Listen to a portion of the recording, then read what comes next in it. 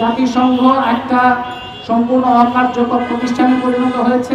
জাতিসংঘের উপরে এখন কর্তৃত্ব করছে মার্কিন যুক্তরাষ্ট্রের সাম্রাজ্যবাদী বিশ্ব ব্যবস্থা। যে প্যালেস্টাইনের উপর সাম্রাজ্যবাদের যে আগ্রাসন, ইসরায়েলের যে আগ্রাসন, এটা হচ্ছে সাম্রাজ্যবাদ পুঁজিবাদের আগ্রাসন।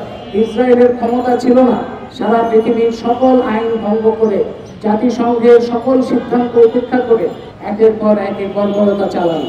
তার পক্ষে এটা সম্ভব হয়েছে মার্কিন সাম্রাজ্যবাদের প্রত্যক্ষ সমর্থনের কারণে। এর জীবন এই ধ্বংসস্তূপের মধ্যে নিজেদের জীবন আবার নতুন করে শুরু করার চেষ্টা করেছে। সেই অবস্থায়, সম্পূর্ণ অপ্রস্তুত অবস্থায় মানুষ যখন নিজেদের জীবন রক্ষা করার কিংবা স্বজনদের মৃতদেহের উপর দাঁড়িয়ে আবার নতুন করে জীবন খোঁজার চেষ্টা করছে, সেই সময় আমরা দেখলাম ট্রাম্পের সাথে নেতানিয়াহু পরিষ্কার আলাপ আলোচনা করে সম্মতির ভিত্তিতে একটা বড় পরিকল্পনার অংশ হিসেবে ইসরায়েল আবার বর্বর হামলা শুরু করেছে। কত মানুষ, কত পরিবার, কত শিশু, কত নারী, তাদের যে জীবনের ভয়ঙ্কর একটা পরিণতি তৈরি হয়, পুরো অঞ্চলটা কীভাবে ধ্বংসস্তূপে পরিণত হয় সেটা চিন্তা করা কঠিন। সেই পর্বটা আবার তারা শুরু করেছে।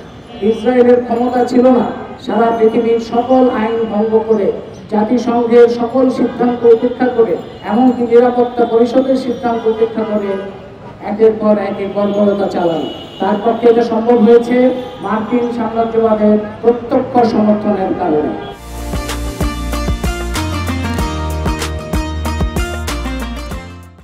প্রত্যক্ষ পৃষ্ঠপোষকতার কারণে এবং মার্কিন সাম্রাজ্যবাদের নিজের সেখানে কৌশলগত স্বার্থের কারণে।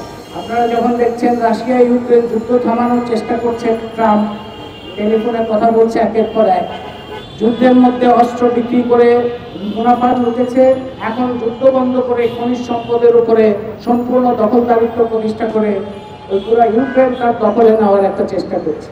আর এইখানে যুদ্ধ চালাচ্ছে পুরো গাজা অঞ্চলে মার্কিন সাম্রাজ্যবাদের নিজের বসতি তৈরি করা, তার মুনাফার সন্ধানে এবং পুরো আধিপত্যটাকে আরও নিশ্চিত করার জন্য।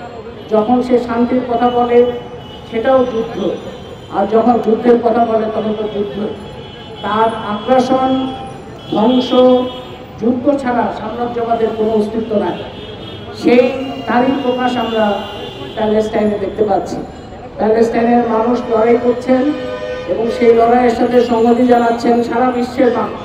ইসরায়েলের যারা গণতান্ত্রিক চেতনা সম্পন্ন মানুষ, তারাও এর বিরুদ্ধে লড়াই করছেন, এর বিরুদ্ধে মিছিল করছেন। এটা আমাদের খেয়াল করতে হবে।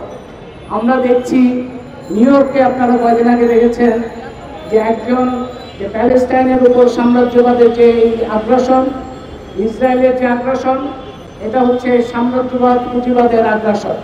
জাতিসংঘ একটা সম্পূর্ণ অকার্যকর প্রতিষ্ঠানে পরিণত হয়েছে। জাতিসংঘের উপরে এখন কর্তৃত্ব করছিল এবং এখনো করছে মার্কিন যুক্তরাষ্ট্রের সাম্রাজ্যবাদী বিশ্ব ব্যবস্থা। এই সাম্রাজ্যবাদী বিশ্ব ব্যবস্থা দুর্বল না হলে, এই সাম্রাজ্যবাদী বিশ্ব ব্যবস্থার একটা পতন না হওয়া পর্যন্ত সারা বিশ্বের কোনো মানুষ, কোনো অঞ্চল নিরাপদ নয়, তার সম্পদ নিরাপদ নয়, তার জীবন নিরাপদ নয়, এবং তারই একটা বহিঃপ্রকাশ আমরা প্যালেস্টাইনে দেখছি।